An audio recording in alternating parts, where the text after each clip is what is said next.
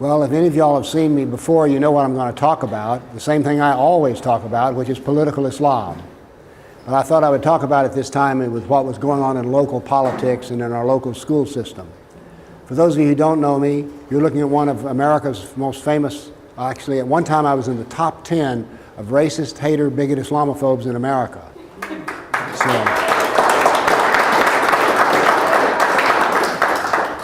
And that ain't easy. But we did it anyway. Now, the reason I'm called a racist, hater, bigot Islamophobe is what I do is I talk about what Muhammad said and did and what Allah says in the Quran. And for these, telling these stories is what gets me the benefit of being a racist, hater, bigot Islamophobe. And I'll put it to you that if you're not a racist, hater, bigot Islamophobe, you're not doing your political job. Well, local politics. Recently, when Ray asked me to talk, I said, I don't know what I want to talk about. So what I decided to talk about was the first thing that popped up in front of me, which was we had another multicultural moment in the schools and education, which was Meg's school went to the 12th Avenue Mosque to receive their dose of moderate Islam. And what I want to tell you is what happened, what didn't happen, and what should happen. All right, here's what did happen. The person who gave the lecture to the children from the school was a former Christian, now a convert to Islam. And she tells me that Muslims honor Jesus. They honor that this whole event is about critical thought. Abraham is the prophet of the Jews, Christians, and Islam. They honor all the prophets, and that the children in front of her were her brothers and sisters. Mary wore a hijab. Jesus will return and fight the Antichrist. Jihad is an inner struggle, and that Islam is all about the free will, and conservative politicians are haters. So you didn't know it, but you were being talked about down at the 12th Avenue Mosque. So this is what happened. Now what is wrong with this? I don't mind somebody standing there and saying this, but here's what did not happen. No one stood up and was able to ask her any questions or tell her, you call us your brothers and sisters, and yet there are 12 verses in the Quran which say that a kafir, a non-Muslim, is never the friend of a Muslim. How does this work out? So this is the kind of question that should be asked if this were all about critical thinking and critical learning. Now then, they would also, if they were trained well enough to ask questions, would find out that although a creature called Jesus is in the Quran, his name is Isa, and he is not the Jesus of the Gospels. But no one was able to ask this question, nor did the students even know to ask this question. Nor did they even know to ask the question, if Abraham is the father of your religion, how come the Abraham in the Quran is not the same as the Abraham in the Old Testament? Just a small question, perhaps. Now then, critical thought involves debate. You may remember debates, I don't know. But anyway, debate is involved in critical thought, and sitting there listening to one side of an argument and not the other is not what is called critical thought. Now then, let's talk about the jihad. That's the J word. She told them that jihad was the inner struggle, and that all members of all religions have an inner struggle. Oh, to lose weight, to not lose their temper, or something else. We all have things that we want to correct in our life, and this is the inner struggle. But no one was able to ask her the question, if jihad is the inner struggle, how come in the hadith, which are the traditions of Muhammad, only 2% of the hadith involving jihad are about inner struggle, and 98% of the jihad traditions are about killing kafirs. But no one was there to ask that question. And by the way, on the question of free will, there is a verse or two in the Quran which states that an individual has free will, but 98% roughly of it is, everything is in Allah's hands. So if Allah is determining what I'm to say next in my sentence, where is my free will? Now then, Islam succeeds with the method of not telling lies, but in telling half-truths. There is a similarity to Isa in the Quran with Jesus. It's just that he's not the same person. By the way, when Isa returns, as Jesus is supposed to return, Isa is going to kill the pig and break the cross. And those who do not convert to Islam will be sent straight to hell under his rulership. He'll get married, have children, and then die, and he prays behind Muhammad when the imams pray in front of Allah. So we don't get the full story, and I don't object to them telling a half story. What I object to is that no one was there to tell them the other half of the story. I'm not for suppression of speech. I'm just for having the whole speech talked about.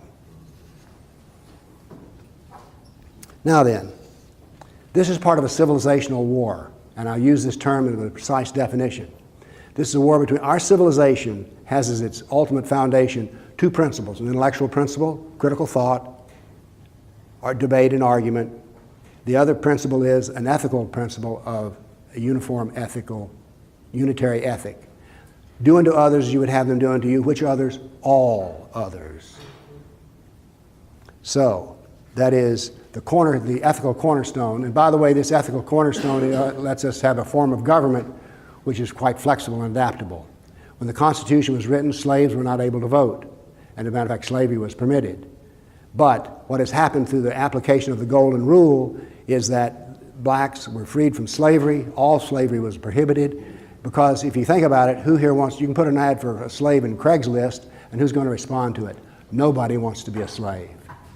So the application of the Golden Rule to our Constitution as an ethical principle allows us to adapt and change. Always on the basis of, if I were a woman, would I want to vote? Yes, I would. Therefore, I think women should have a vote. This is an ethical principle. Islam teaches a different form of ethics, which is the Sharia ethics of dualism. That is, in a Sharia court, a kafir, a non-Muslim, cannot even appear and talk in front of the court, is not allowed to bear witness. So if you're a kafir and you want to appear in a Sharia court, you have to find a Muslim who's willing to stand in your place. You actually pay him to be your witness, and you don't know if he'll testify as you'd like to or not. So our civilization is based on unitary ethics and critical thought. Islam is based on dualistic ethics, where how you're treated, it depends on who you are, and it depends not on critical thought, but authoritative thought. In Islamic civilization, no idea is allowed to contradict what is in the Quran and the Sharia. So therefore, this is two different civilizations, and they cannot coexist. All right, it just doesn't work. If knowledge is to be based on the Quran, why debate about it? That is, there's no room for critical thought and authoritative thought. There's no room for a golden rule and a dualistic form of ethics. So this is a civilizational war that's being fought. And it is a civilizational war because Islam is the most brilliant political group you've ever met. They change headscarves into war. They change food, halal food. They change prayer, whether it's in the street or in a mosque or a school. Everything is adaptable for pushing against the kafir. Now then, this should not be a problem. The problem is not Islam. We are the problem. Because who was not there? For instance, when the major carriers of our civilization are government, law enforcement, military, churches, and schools. All of these are failing. All of them are failing. They're not doing their job. Many of these children who went to the Meg's Mosque have a church they go to, and they were not explained to them the true nature of Islam, because inside the churches there's been a decision, we just don't talk about that. It upsets people. So as a result, the church does not prepare children for what they experienced there was dawah, D-A-W-A. No church teaches the principles of dawah to its congregation. So therefore, children are secretly joining Islam even in the schools because they were not prepared for what they were being told. These children should have been able to stand up and ask questions if they had gone to a church. That's just what I think. But they are not told to do that at church. Now let's talk about, and I call the pastors of most churches being professionally ignorant. They're not just amateur at ignorance. You can read Yahoo News and learn more about Islam than the average pastor will tell you that he knows. Now then, here's a story from what happened in Tennessee at Vanderbilt University to reflect what the churches are doing or not doing. I remember this was an event by the Muslim Student Association, and they brought in an FBI counterterrorism expert. We'll deal more with that in a moment. They also stood and said in front of the audience, the head of the MSA, Muslim Student Association, said, "We have won in Tennessee. All the churches, including the fundamentalist churches, now accept Islam as a form of religion." So the Muslims are telling their own, we've defeated the church in Middle Tennessee. Now then, in this counterterrorism expert, let's talk about what law enforcement is doing and not doing. Let me explain a little bit to you about how the counterterrorism aspect of law enforcement was done in the FBI. After 9/11, George Bush said to the FBI, we want 10% of the FBI agents to be put in a new counterterrorism unit. Now then, let's say that you're an agent in charge in Chattanooga. You have agents working under you. FBI agents are difficult to fire and get rid of because they're civil service protected. But now then, you have a way to get rid of the bottom 10% of all your law enforcement agencies in the FBI. So this is the cold, hard truth of what happens to the counterterrorism. Does it seem sensical? Of course it does. Now then, at this same MSA event, there was someone who stood up and asked this counterterrorism expert, says, have you ever read the Hadith? No, didn't know what it was. Have you ever read the Quran? Well, I've had an imam explain some verses to me. So this is what we have in this one Muslim Student Association meeting is we have an FBI agent saying, I don't know, but I'm an expert. And we have the Muslims bragging about the fact that they have defeated the churches in Middle Tennessee. And you know what? I don't think they're bragging. Here's another thing about the churches. Bobby Petray taught me how to do lobbying down at the legislature. You ought to tag along behind her for a while. When she moved, it was a wake. So anyway, she taught me how to do lobbying, and so I said, you know what? I want a resolution to come out of the Tennessee legislature condemning the persecution of Christians in Islamic countries. So I went to a legislator who was favorable to the cause, gave her my idea, and I wrote it up for her, and she says, this is great. This will be easy to pass. Well, there was one thing that was not easy to pass, and that was Turkey was mentioned as a persecutor of the Christian. And there was a big pushback from the legislators about naming Turkey. You see, the Turkish Chamber of Commerce has a heavy influence down at the legislature. Now then, here's what I did not do. I did not go under the collection of pastors or anything and say, can you help push on the legislators so that we can include Turkey because they kill the Armenian Christians? I didn't even bother thinking about that. Why? Because it's useless to do. So therefore, I just said, take Turkey out. So this is an example of what's going on because the churches are not properly trained. And by the way, there is a story down at the legislature. My little books, which I sell in the back of the room, are little because of being down at the legislature. We were trying to pass a bill that was about Sharia law. And I realized in listening to the senators that they had too much to read. So when I got through with the thing, I went home to call my printer. I says, how many pages are in 1/8 of 1 inch? 62 pages. So I wrote a 62-page Sharia law book. I've sold tens of thousands of them. So when you get down to the legislature, you can learn a lot too that can be very useful to you. And as a consequence, I took all my big books and made little books out of them as well. They outsell them 10 and 20 to 1. So it was not a total loss for me. But do you understand what I'm telling you? That I wouldn't even try to go out and raise the pastor's trouble about a resolution talking about condemning, persecuting of Christians. I wouldn't even think about doing that. Why bother? They don't want to get involved. Do Muslims want to get involved? Oh, yes, they do. Big time. Now then, this was a school event. What should the schools actually be teaching? You're going to be surprised when I tell you I think the school should teach Quran, Sirah, Hadith, and Sharia. Straight up. You don't even need to comment about it. When you read Surah 4:24 and it says that a Muslim can beat his wife, you really don't need to do a lot of explanation in that. And I think that every child should know that that is possible to do. So I am not for suppression of speech. I am for all-out speech, including, let's read the Quran and see what's in it. You can read for yourself that 12 verses say that a Muslim is never your true friend. We don't need to comment about that. Just teach the actual facts. 60 million Christians have died, and yet when you go to a church school, you won't learn anything about it. And by the way, it's true to my knowledge of all church schools. Speaking of schools, I did a little research project for a senator. And my research project was to find out how Islam was being I can do better than that. It was being taught in our school system.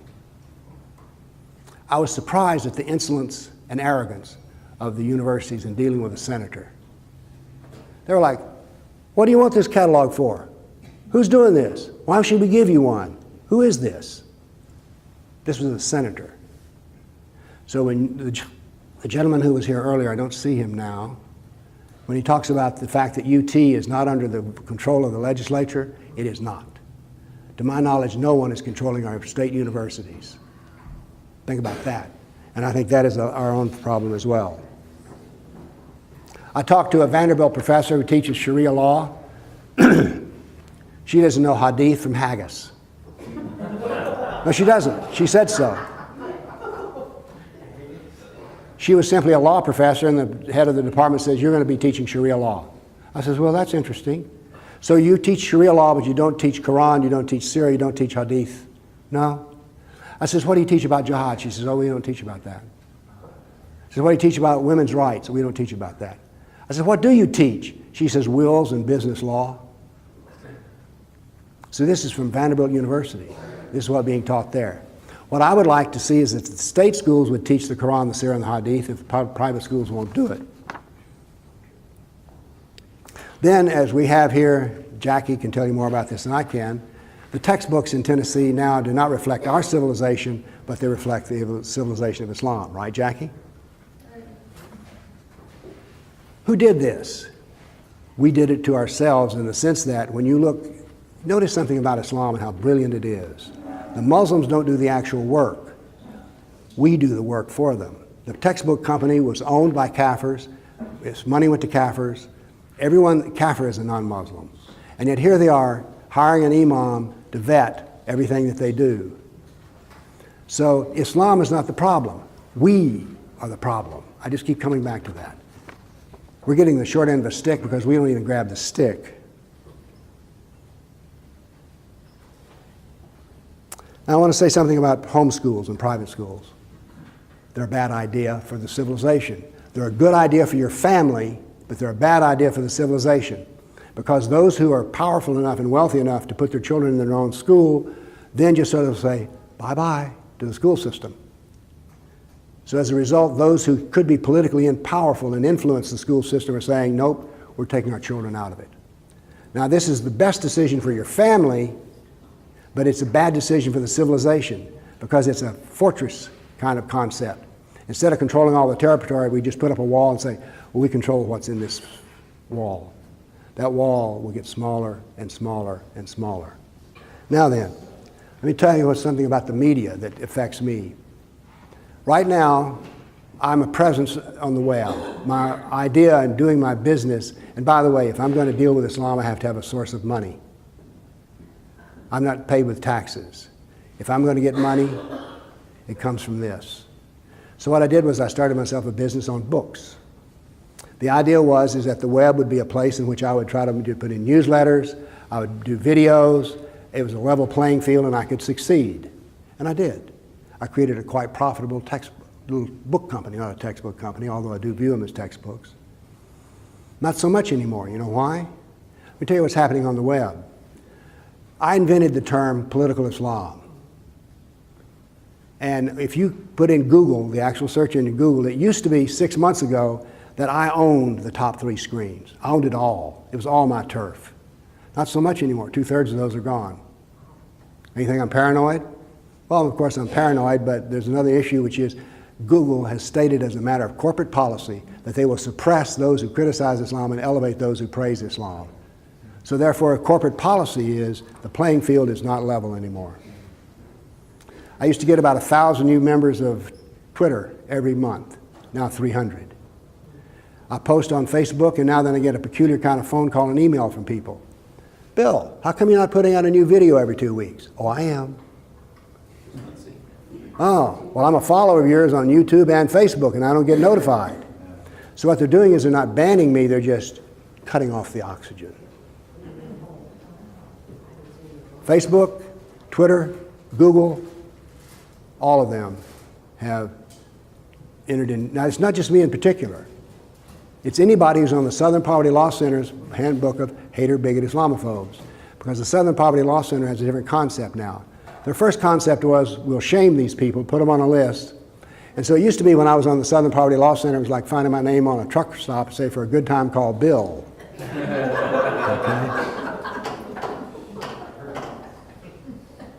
Okay? Yeah. But now then the Southern Poverty Law Center has a new idea.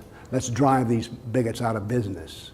And so they've gone to the Silicon Valley megatrons, megamanias, and they've said, let's put these guys out of business. So I'm not the only one who's getting bad calls on the web. So as a result, I now have to look at another way of selling my books. Let's talk about the military. Jim and I mentioned the dirty word in the military now, because the military is supposed to defend us, right? The dirty word, McMaster. Our military does not study the history of jihad. West Point and Annapolis do not teach the history of jihad. They don't teach the major jihad writers. They should, because you'll find some interesting things to learn. A general in the military, and that includes the Islamic State, sees all combat as virtually civilizational war and a religious war, and that the critical thing is to destroy the enemy's faith. Let's go back to what I was saying about the churches. The churches have committed suicide on their own faith. They're lukewarm. They're neither hot nor cold. And in Islam, that is the first place to try to take down a civilization, is in its religion. But the military doesn't study this. The military studies kinetic war, bullets and bombs. Got nothing against bullets and bombs, but there are other forms of fighting wars. And if all your military is capable of doing is fighting with bullets and bombs, they're going to lose because the enemy's going to defeat them in another method. General Stanley McChrystal, who was for a while under Obama was his top man for Afghanistan, wrote up an entire paper on how to defeat Islam, how to win in Afghanistan, I think that was the title. Now, it was heavily redacted for tactical purposes. That is, personal names were taken out. There were 3 words that did not occur in this document. Those 3 words are Islam, jihad, and Muslim. You're going to defeat an enemy in the longest lasting war we've had, and you're never going to mention those 3 words. This is not to demean Stanley McChrystal. He probably has never been told about this himself. Or if he knows about it, he knows he can't talk about it. So the military is not doing a good job either. As a matter of fact, the only people who are doing a good job in resisting Islam are rooms filled with people like yourself. Oh, another personal thing, by the way, is an attribute to who I am. There's been recently some talk about one of the things that the FBI used to do is they used to train people like myself and Spencer would write position papers, white papers for the FBI. Then under, was it Bush or Obama? They were pretty much the same on this issue. I forget who it was. No, I mean, I hate to break that to you, but the first man who was fired from being in the military and knowing what Islam was Steve Coughlin. And he was fired under Bush. So anyway, I think that law enforcement should know what Islam is. I think the military should know what Islam is. I think the churches should know what Islam is. I think the average citizen should know what Islam is. And if you do all these things, you'll be like me. You'll become a racist, hater, bigot, Islamophobe. Now, by the way, I laugh at the concept, but this is a very effective weapon. It keeps most people shut up. The average pastor does not want to be seen in print that he is an Islamophobe, although no one can define that term for me. Can you? What is an Islamophobe? Somebody who's afraid of Islam. Me! You're afraid of wife beating and jihad? Torturous death? Me too. Now then, I want to say a couple things about myself, because I can't win this war. I go around to small groups. I go to Europe and I give talks like this, some better, some worse. I can't do this. I mean, who else is beating the bushes on Islam here in Tennessee? Well, there's Kathy Henners, and you and Jim, maybe a half a dozen people. But we cannot possibly win this war because, you see, we're just irritants. So we have to have a way of bringing in groups, and that's the reason I'm saying that, in particular, the churches should become our most powerful weapon. Hey, winning feels good. I recommend it. But the idea of becoming a racist, hater, bigot will suppress most people's opinions. They'll just shut up because they don't want to be called that. Now let me give you a little good news, because everything I've told you here is bad news, and the reason I tell you nothing but bad news is I do not know any good news about Islam in America. I mean, I had some hope when Trump won, but he's turned out to be not so good on the subject other than putting off an occasional irritating tweet. But he chose McMaster to be charge of basically, what is it, intelligence? What is McMaster's actual rank? National Security Advisor. When your National Security Advisor thinks that there's good Muslims and bad Muslims and that Islamic State are not really Muslims, you're not going to go anywhere. The good news is this. I have an organization in Europe, and there's several attributes it has which this group does not. It's called Center for the Study of Political Islam International, and it's centered in Czech Republic, Slovakia, Poland, Hungary, and Austria, and Germany now. When I talk to them, the room looks very different. They're all under the age of 35. All of them. I'm the oldest man in the room. I usually am the oldest man in the room anyway, but in this case, I'm by far the oldest man in the room. And so I was curious, why is it that in Central Europe, they oppose Islam? Why is it that Orban, who's the head of Hungary, will say, we do not want any migrants, we don't need them? How come they tell the truth in Central Europe? We see Central Europe remembers something called the Soviet Union. They were under the boot heel of the Soviet Union, and the group in Brno, Czech, one man told me the story of how his father could not go to college because he was a merchant under the Soviets. Another man told me how his uncle was killed by the KGB. As they said, we know tyranny. We have seen tyranny, we remember tyranny.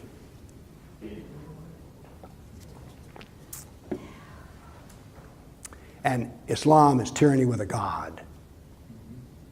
So there is hope. What's happening is they're translating my books into foreign, my books like Sharia Law for Non-Muslims have been translated into 20 languages now. They're being translated, and also we have influence there with political parties. Not fringe elements like this, meeting at a fairground, but meeting in legislative plazas. I gave a talk to the AfD, which is now the third-ranking party in Germany, to their executive committee, and the title of the talk was Using Proper Language. And I gave them a talk on how to talk, not about Muslims, but about Islam, political Islam, not religious Islam, how to talk about the principles of Islam and its political principles.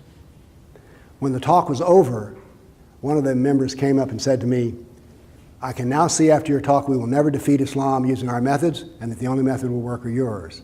Now this isn't a personal attaboy, it's just that I was the first person to ever talk to him and knew anything about Islam and using the proper words.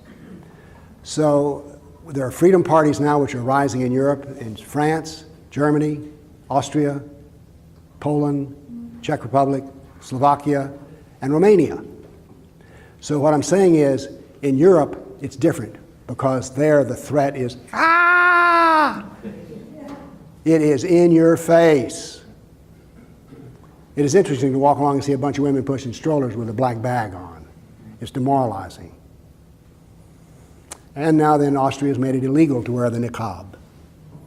So we find that where people are closer to the edge, work is being done. And so I think what's happening in America is like, they're not here yet. Okay, well, I'll tend to that later. I'm going on a diet after Christmas. I'm going to start smoking. I'm going to stop smoking in the fall. So our dealing with Islam has this quality to it now.